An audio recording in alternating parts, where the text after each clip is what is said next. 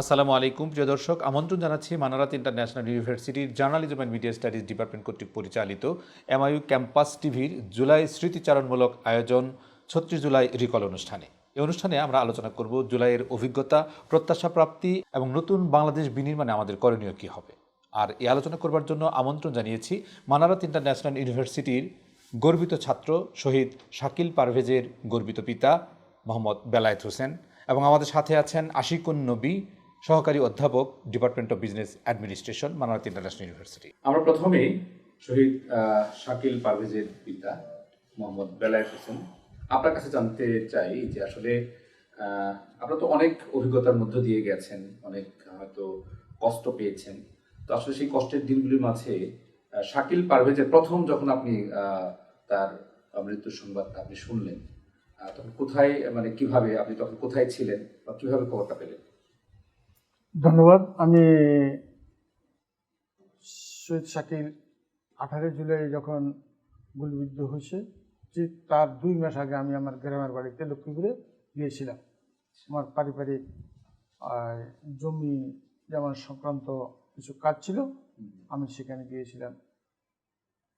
তা ওই যে দিন সে গুলিবিদ্ধ হয়েছিল 18 তারিখ, ওই দিন তার সহকর্মী যার হাত ধরে সে আসলে টঙ্গীতে লেখাপড়া করে বা তার সাথে রাজনৈতিক সব মিলিয়ে সে তো ছাত্র শিবিরের দায়িত্বশীল ছিল গাজীপুরের, ওর থেকেই সে সব শিক্ষণীয় বিষয়। সে আমাকে ফোন করলো, তার নাম হলো ফুহাদ আলম। আমাকে বললো, আঙ্কেল আপনি কোথায়? আমি কোথায় তুমি তো জানো, তো তারপরেও আপনি ঢাকার উদ্দেশ্যে রওনা হন। আমি কী ভাবো, কেন? বলছে শাকিল অত্যন্ত অসুস্থ। কি অসুস্থ শাকিল? শাকিল যদি অসুস্থ হতো তাহলে এই সংবাদটা তুমি আমাকে দেওয়ার মতো নয়, যেহেতু তুমি তার একজন দায়িত্বশীল। কি হয়েছে সেটা বলো।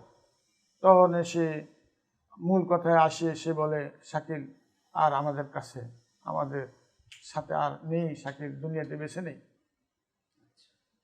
তো আমি জানি সে আমার অনুমতি নিয়ে সে আসলে আন্দোলন সব জায়গায় সে সক্রিয় ছিল, এবং আমার এখানে অনুমতি ছিল। দেশের জন্য, দেশের ভালোর জন্য, দেশের মানুষের জন্য যদি কোনো প্রয়োজন হয় তুমি সেখানে যাওয়ার আমি অনুমতি দিয়ে দিই আগে। তো যাই হোক, আমি তখন বললাম তাকে, শাকিল যদি শাকিল চলেই যায়, তো আমি জানি পিছিবাদ সরকার বিভিন্ন জায়গায় মানুষকে হত্যা করে, গুম করে, লুকিয়ে রাখে। তো আমি সেই দৃষ্টিকোণ থেকে বলছি, শাকিল ততক্ষণ পর্যন্ত বেঁচে আছে ততক্ষণ পর্যন্ত আমার হাতে শাকিলের লাশ না আসে। আমি শক্ত অবস্থানে আমি ছিলাম, যেহেতু আল্লাহর মা যেইভাবে হোক পেশিবাদের গুলিতে আক্রমণে সে আমাদের থেকে, দুনিয়া থেকে, দেশের সব কিছু থেকে সে চলে গেছে। তো আমার হাতে তো তুমি এটা এনে দিবা, আমি তোমার কাছে এই দায়িত্বটুকু তোমার কাছে আমি দিয়ে দিলাম। তখন সে তার দায়িত্ব পুঙ্খানুপুঙ্খরূপে পালন করার চেষ্টা করে। ওখান থেকে সে তার মাধ্যমে বা বিভিন্ন তাদের বন্ধুবান্ধব সহ, মানারাতের ছাত্র সহ সবার সাথে যোগাযোগ করে সে সেখান থেকে তার লাশ উদ্ধার করে মানারাতের উদ্দেশ্যে নিয়ে আসে।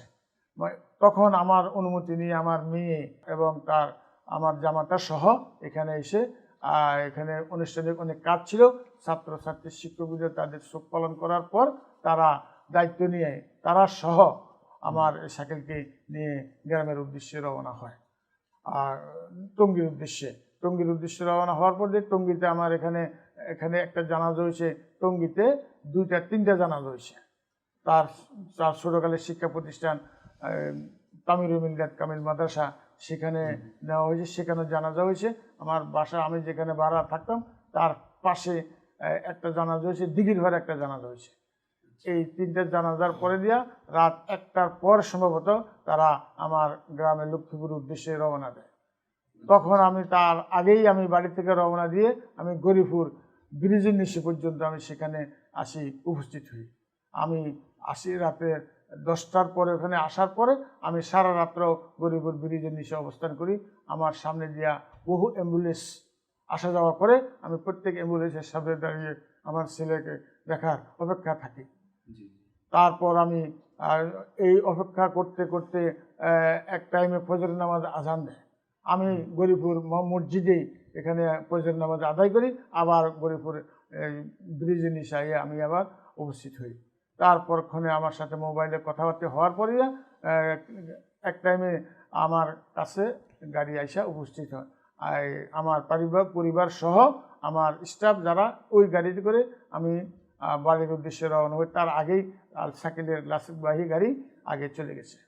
তো আমি সেখান থেকে যাওয়ার পর আমার বাড়িতে আমি রাত্রে যখন এই খবরটা শোনার পরে রাত্রে আমি আমার বাড়িতে আমার লোকজনকে বলি সাইকেলের জন্য ভালো একটা জায়গা নিয়ে তার জন্য একটা এই কবর করবা, তাদেরকে মেসেজ দিয়ে দিলাম সাইকেল এই অবস্থা।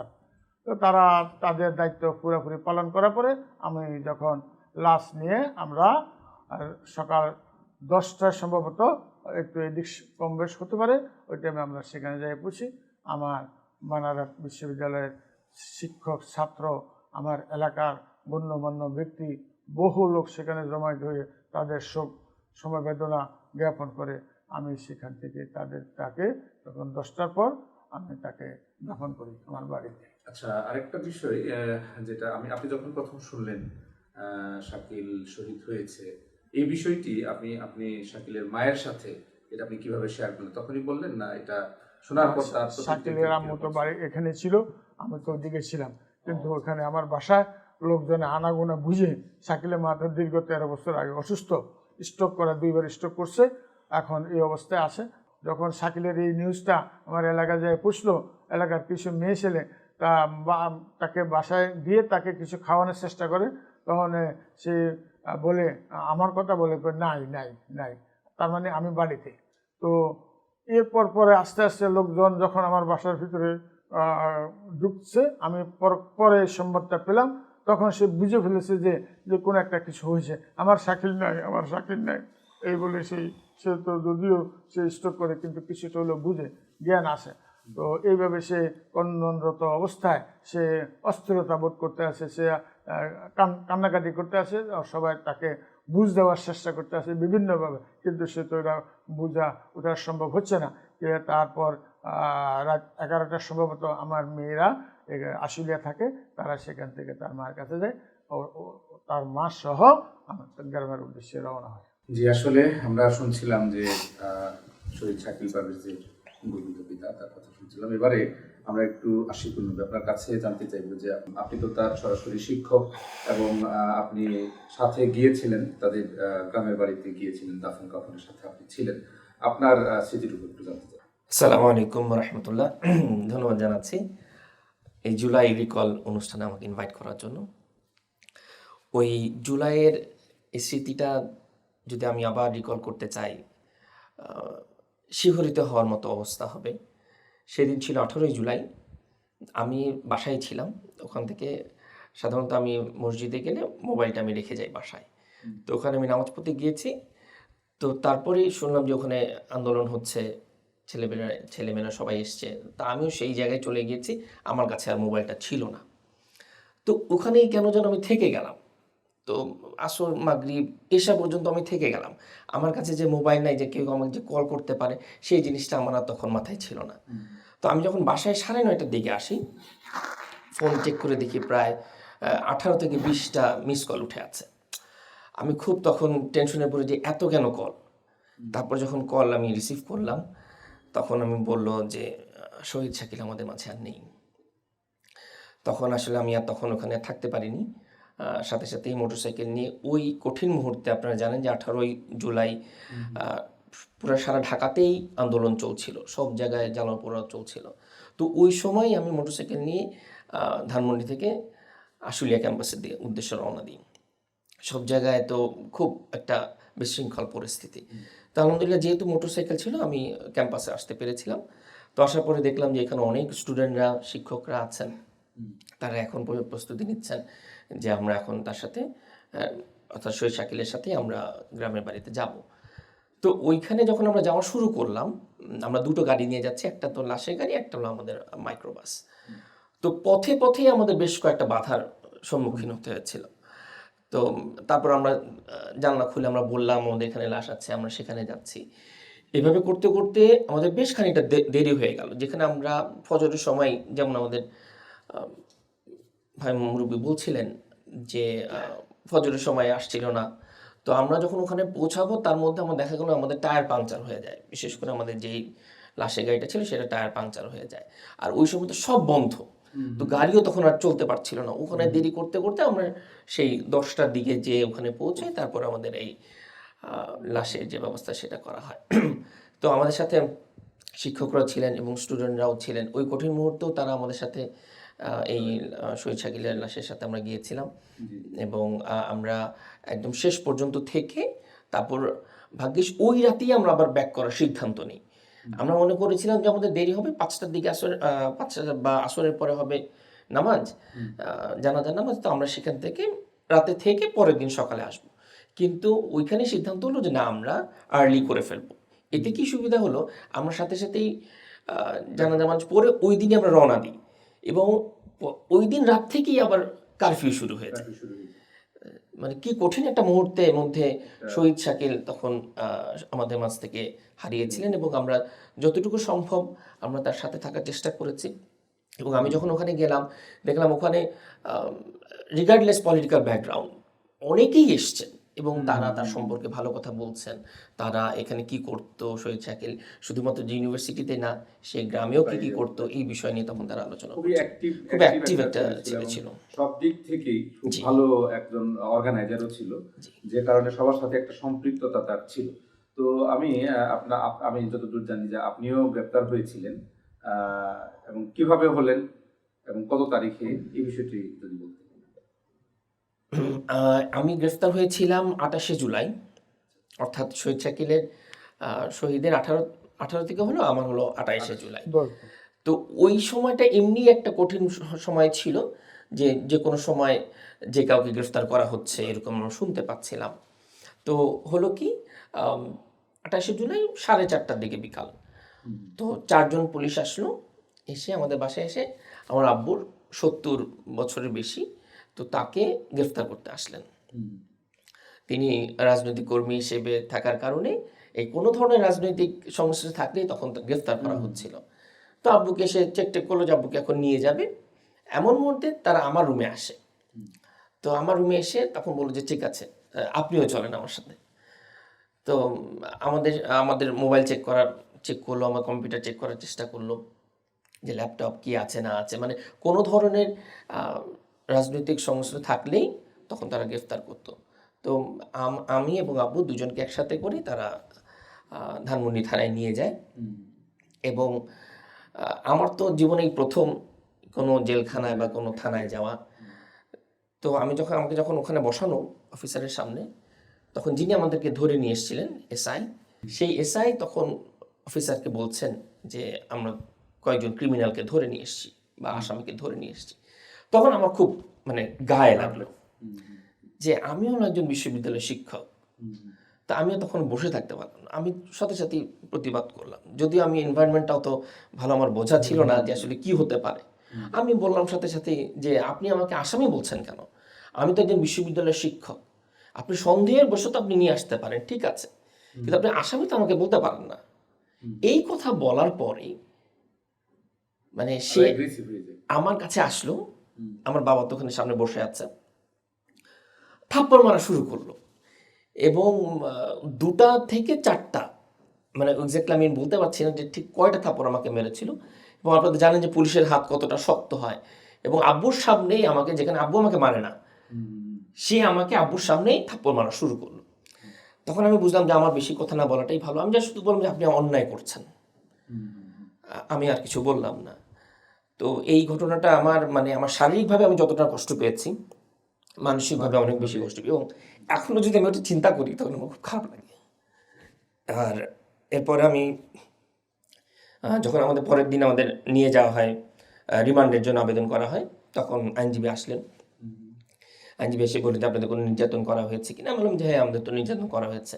তখন ওই আইনজীবীর মাধ্যমে আদালতে বলা হয় যে আমাদের যেন আর কোনো নির্যাতন না করা হয়, এবং তখন আদালতই তখন সিদ্ধান্ত দেয় যে হ্যাঁ, আপনি রিমান্ডে দেওয়া হচ্ছে কিন্তু কোনো ধরনের নির্যাতন করা হবে না।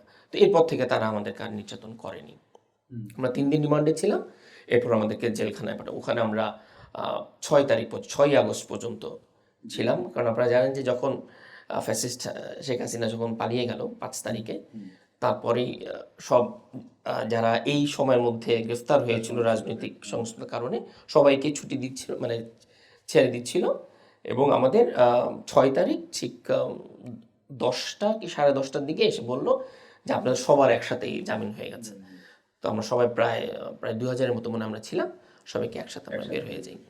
তো আসলে অনেক স্যাক্রিফাইস, অনেক ত্যাগ স্বীকার করতে হয়েছে। যেমন আপনি আপনার সন্তানকে হারালেন, আসলে কি পাওয়ার কথা ছিল বা এখন কি পেলেন? আমরা আমার ছেলে সহ বাংলাদেশের 1600-র উপরে প্রায় শহীদ।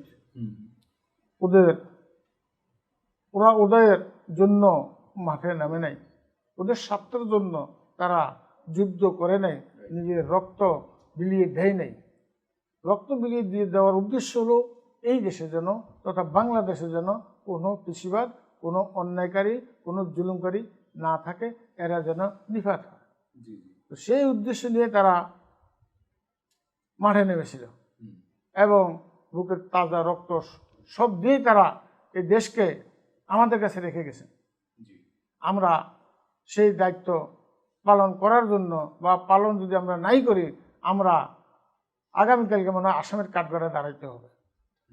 তো তাদের যে প্রত্যাশা, তাদের যে আশা ছিল, সে আশা বাংলাদেশে পূরণ হবে কিনা আমরা আশা রাখি, যেন যারা বর্তমানে দেশ পরিচালনা করে তাদের বোধগম্য হয়।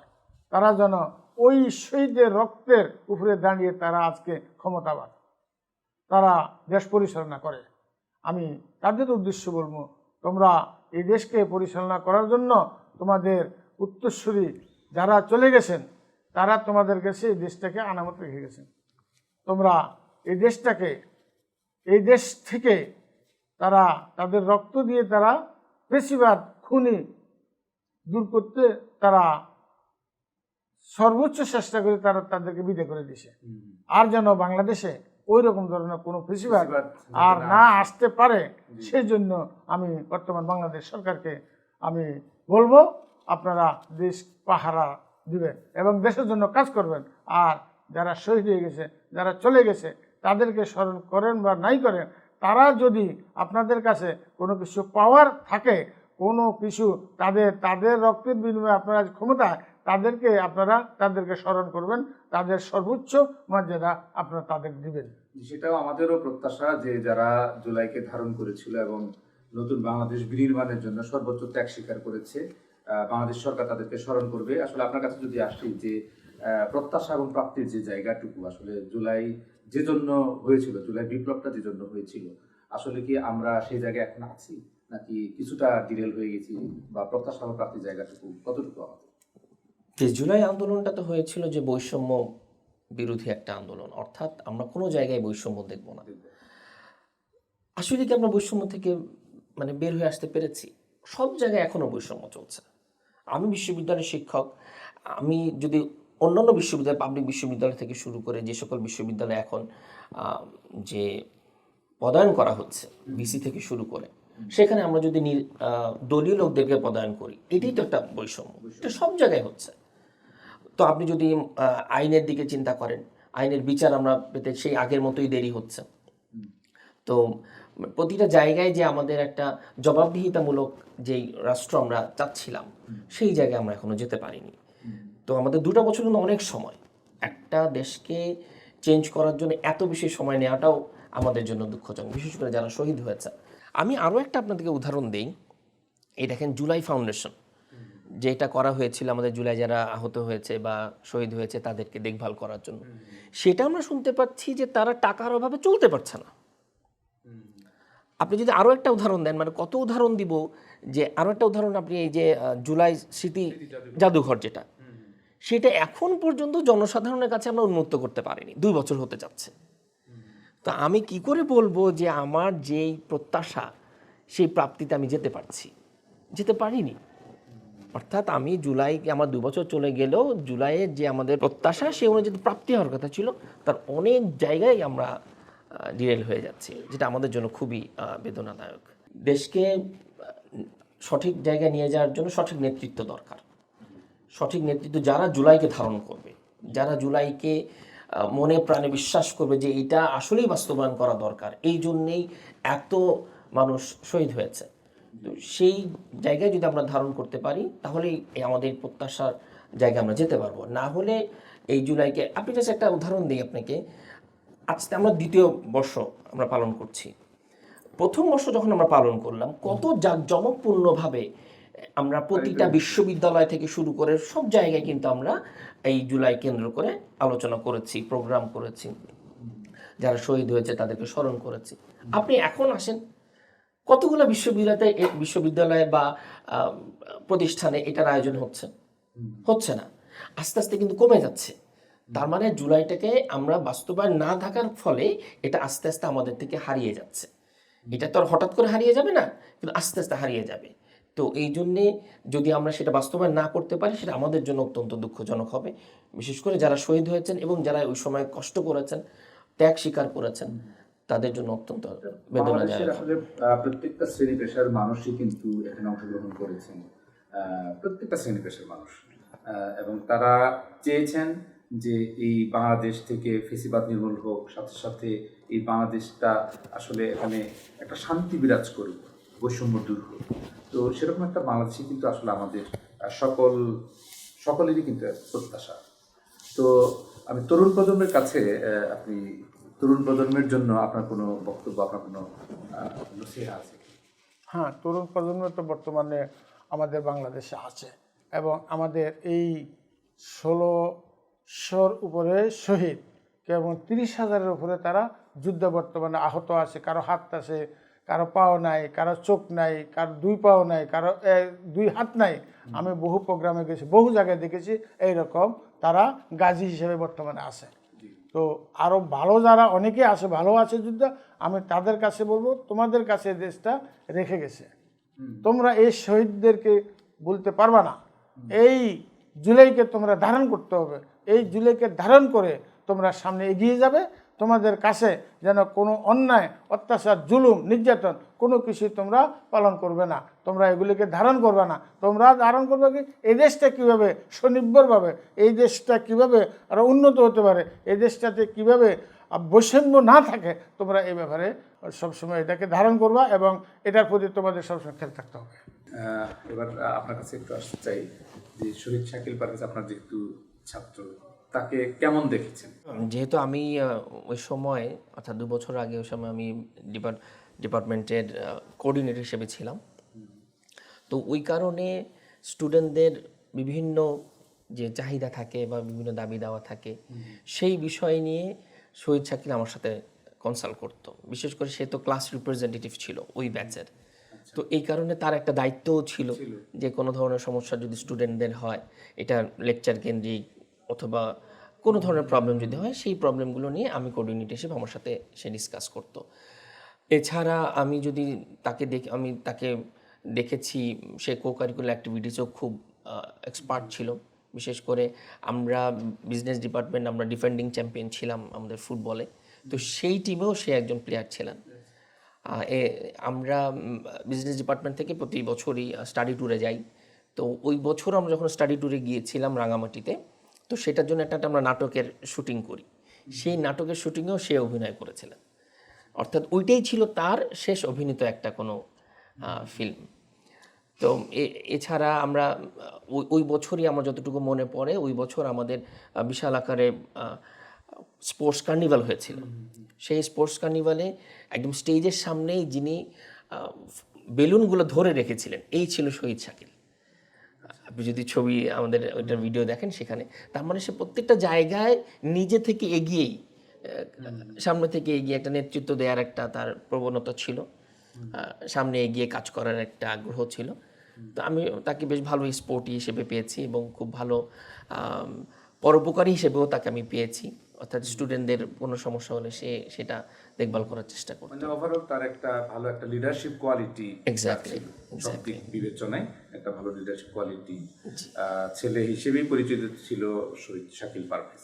তো অসংখ্য ধন্যবাদ আপনাদের দুজনকেই, আপনারা আপনাদের মূল্যবান সময় দিয়েছেন এই এমআইইউ ক্যাম্পাস টিভিকে, এবং আমাদেরকে জুলাইয়ের যে স্মৃতিচারণ করলেন, এই জুলাইকে ধারণ করার অনেকগুলো বিষয় আপনারা বলেছেন। তো আমরা আশা করি যে বাংলাদেশের মানুষ এই অনুষ্ঠানগুলির মধ্য দিয়ে সমৃদ্ধ হবে। প্রিয় দর্শক, এই ছিল আমাদের আজকের আয়োজন। আপনারা দেখছেন ৩৬ জুলাই রিকল। পরবর্তী পর্ব দেখার আমন্ত্রণ জানিয়ে শেষ করছি। আল্লাহ হাফিজ।